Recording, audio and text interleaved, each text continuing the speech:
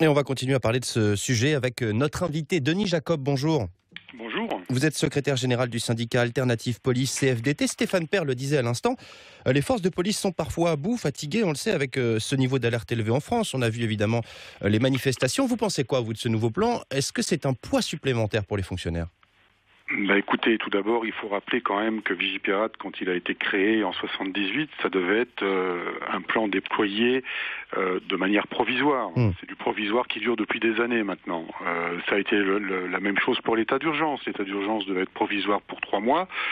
Voilà, ça fait des mois que ça dure, donc on peut le comprendre au vu de la situation. Mais c'est clair que cette nouveauté sera un nouveau poids pour les agents, même si ils comprendront parfaitement le caractère grave de la situation de notre pays, et les 5 interpellations récentes à Strasbourg et à Marseille en sont une démonstration. Pour autant, effectivement, comme le disait Stéphane Père, sur la fatigue et le ras-le-bol des policiers, il est là. Et je vais vous donner quelques exemples très rapides et très précis.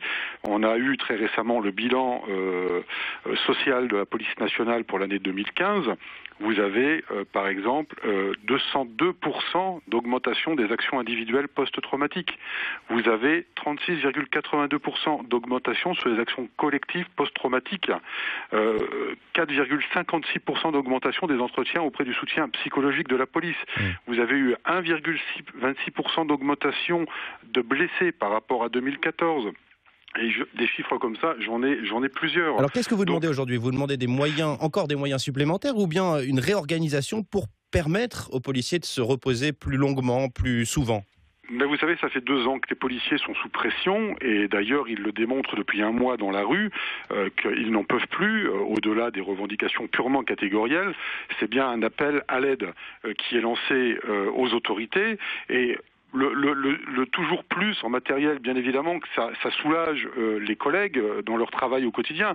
Mais ce qu'ils attendent aussi, c'est une reconnaissance. Et la reconnaissance, c'est de pouvoir réorganiser les missions, réorganiser les structures, de telle façon à ce que ce ne soit pas toujours les mêmes, qui aient la pression sur les épaules, et qu'ils puissent enfin se reposer. Ça fait 2 ans qu'ils sont pressés comme des citrons, si je peux m'exprimer ainsi. Mais c'est une réalité. Les fonctionnaires sont fatigués, mais que ce soit les policiers ou nos collègues gendarmes, ou d'une manière générale, tous ceux qui interviennent dans la chaîne de sécurité. Donc c'est clair que l'adaptation du plan Vigipirate au regard de la dangerosité du risque c'est une bonne chose, ça, tout de même. Le gouvernement s'est adapté. Bien évidemment qu'on ne peut pas aller dire que c'est pas bien d'essayer d'adapter un plan de sécurité au regard de la menace terroriste. Mais il ne faut pas oublier que derrière des fonctionnaires de police, des gendarmes, des pompiers, des personnels hospitaliers, eh bien il y a aussi des hommes et des femmes qui ont besoin de se reposer parce que ce ne sont pas des machines. Justement, ce plan permettra d'intervenir plus vite, surtout de sécuriser plus de choses avec des mesures exceptionnelles comme la fermeture de routes, la fermeture de métro, l'arrêt des déplacements scolaires, le confinement des écoles. Est-ce que vous pensez que les policiers en ont les moyens aujourd'hui d'appliquer ces nouvelles mesures ? Mais c'est toujours le même débat, c'est-à-dire que dès lors qu'on va démultiplier le nombre de missions de surveillance et de sécurité, on va forcément prendre des policiers d'un endroit pour les mettre à un autre. Il y en a un nombre très précis en France, ils se multiplient pas comme les pains.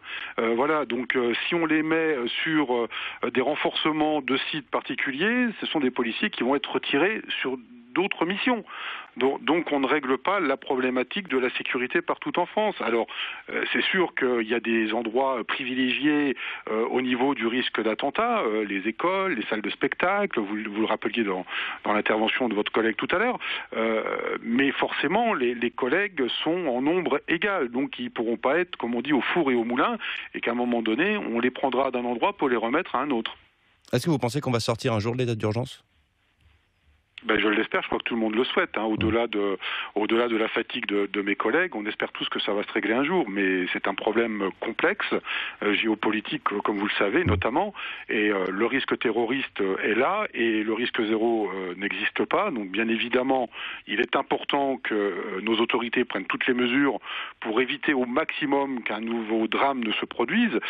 Mais il faut aussi penser à ceux qui assurent la sécurité, parce qu'au bout d'un moment, eux aussi, ils craqueront, et c'est pas le but, je crois. Et qui sont sur le terrain tous les jours. Denis Jacob, secrétaire général du syndicat Alternative Police CFDT, merci d'avoir été l'invité du 14-17 de France Info.